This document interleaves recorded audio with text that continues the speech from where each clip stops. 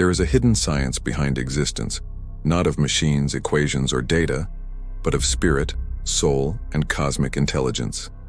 And one man dedicated his life to revealing it: Rudolf Steiner. Not as a mystic detached from reality, nor as a scientist blind to the unseen, but as a bridge between worlds, where matter breathes with meaning. Thought becomes form, and human beings are not accidental passengers in the universe, but conscious co-creators of evolution. His work, known as anthroposophy, wisdom of the human being, is one of the most comprehensive spiritual systems ever developed. It doesn't deny science, it expands it. It doesn't reject religion, it fulfills it. Steiner claimed to have awakened clairvoyant perception through rigorous inner discipline, a spiritual organ he called imagination, inspiration, and intuition, allowing him to perceive the subtle realms, the astral world, the etheric body, the hierarchies of light, and the karmic threads binding souls across lifetimes.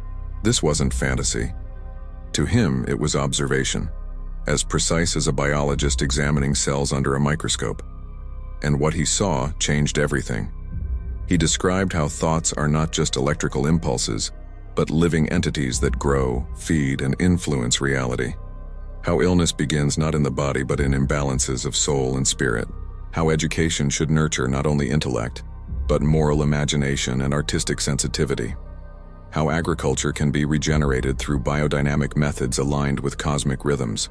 And above all, how every human being carries a divine mission, a unique task only they can fulfill in the great drama of existence. Steiner didn't teach escape from the world. He taught initiation into it, a path of self-transformation so profound that it alters not only your destiny, but the destiny of the earth itself. You are not here by accident. You are here because something in the cosmos needs to be expressed through you. And if you don't awaken to this truth, the world loses a note in its symphony. The first revelation is this: you are a threefold being. Steiner taught that the human being is not simply body and soul, but a complex interplay of four bodies: the myrigo-physical, the etheric, life body, the astral, soul body, and the ego, I being. The physical body is what science studies: bones, blood, organs. The etheric body is the blueprint of life, the invisible force that sustains growth, healing, and vitality. When you feel exhausted, it's often because your etheric body is depleted. The astral body houses emotions, desires, dreams, and instincts. It's what feels joy, anger, love, fear. And the ego, the I, is the spark of individual consciousness, the capacity for self-awareness, free will, and moral choice. Most people identify only with the physical and emotional layers, mistaking sensations and moods for identity. But true awakening begins when you realize you are not your body, you are not your feelings, you are the I that observes them.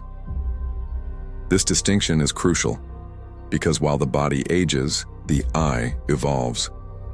While emotions fluctuate, the I can remain centered. Steiner believed that modern education fails because it feeds only the intellect and neglects the etheric and astral development of the child. That's why Waldorf schools, founded on his principles, emphasize art, music, movement, storytelling, and rhythm.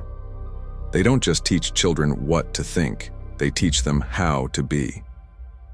A child who paints, dances, and listens to myths isn't just learning skills. They're developing their etheric strength and soul depth. This creates not smarter minds, but wiser humans. The same applies to adulthood. If you want to evolve spiritually, you must care for all four bodies. Rest restores the physical. Sleep nourishes the etheric. Inner work purifies the astral, and meditation strengthens the I.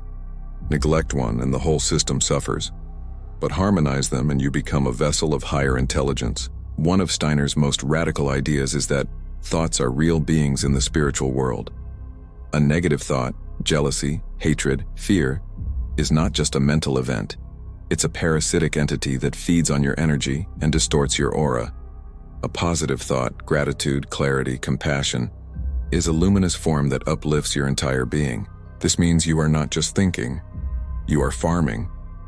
Every idea you cultivate shapes your inner landscape and radiates outward, affecting those around you.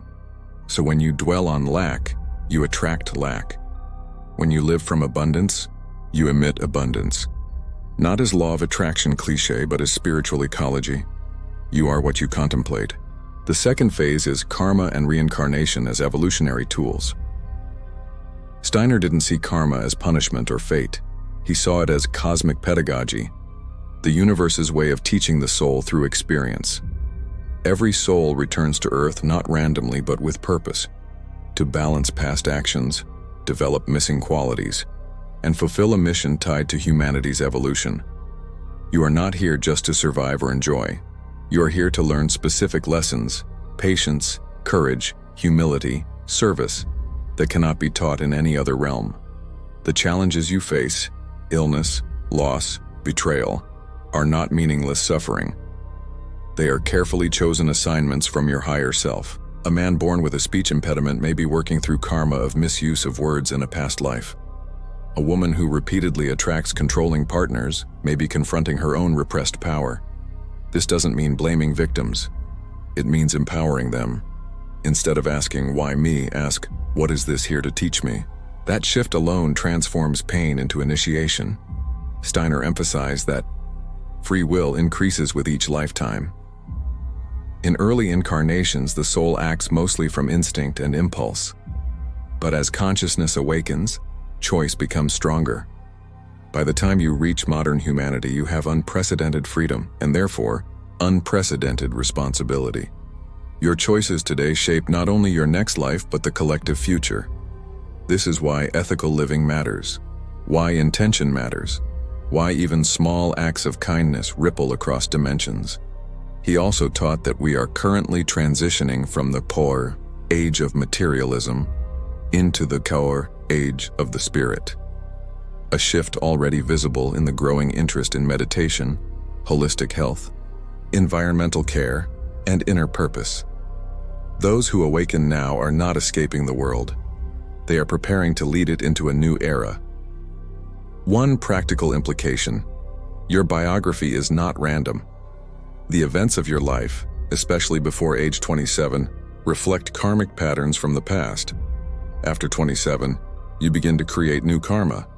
So midlife is not crisis, it is reckoning. A moment to review what habits keep repeating, what relationships fail the same way, what dreams never manifest. These are not flaws, they are clues. Write your life story not as memory, but as myth. Look for patterns. Ask, what soul lesson am I avoiding? When you see the pattern, you break it. And when you break it, you reclaim your freedom. The third level is the Christ impulse as cosmic event. For Steiner, Jesus Christ was not merely a historical teacher, but a supreme spiritual being who descended into the earth sphere at the moment of the crucifixion, infusing the planet with a new current of love, sacrifice, and individualized consciousness. This was not symbolic.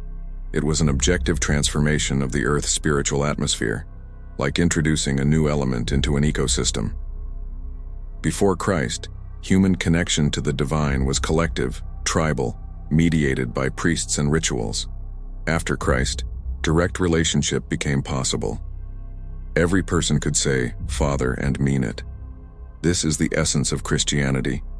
For Steiner, not dogma, not church, but the awakening of the I to stand before God as an equal, responsible being. The Christ is not confined to one religion. He is a universal principle of selfless love and conscious sacrifice present in all genuine spiritual paths. Steiner warned against literal interpretations of Scripture. Myths are not history. They are inner dramas projected onto the sky. The resurrection, for example, is not about a body rising from the tomb. It is the soul's victory over fear of death, a state attainable by anyone who dies to the ego daily. He taught that the true Christian path is one of inner alchemy, transforming base instincts into virtues, selfishness into service, doubt into faith. And this work is urgent, because humanity is approaching a critical threshold, a confrontation between materialism and spirituality. On one side, control, technology without ethics, domination of nature. On the other, cooperation, reverence for life, creative freedom. Which side you stand on is not determined by belief, but by how you live. Do you act from fear or love? From greed or generosity? From separation or unity? These choices align you with one stream or the other. Steiner predicted that in the coming centuries, humanity would split, some evolving toward pure technical intelligence without soul, others awakening to spiritual sight and moral clarity. The choice is yours, not in the distant future, but now in every decision. One powerful practice he recommended is moral meditation. Each evening, review your day not for success or failure, but for inner quality. Where did you act from ego? Where from love? Where did you resist temptation?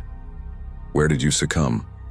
Not with guilt, but with awareness. Over time, this builds what he called the resurrection body, a permanent soul form capable of surviving physical death and carrying your essence forward. This is immortality not as reward, but as achievement. The fourth step is practical spirituality.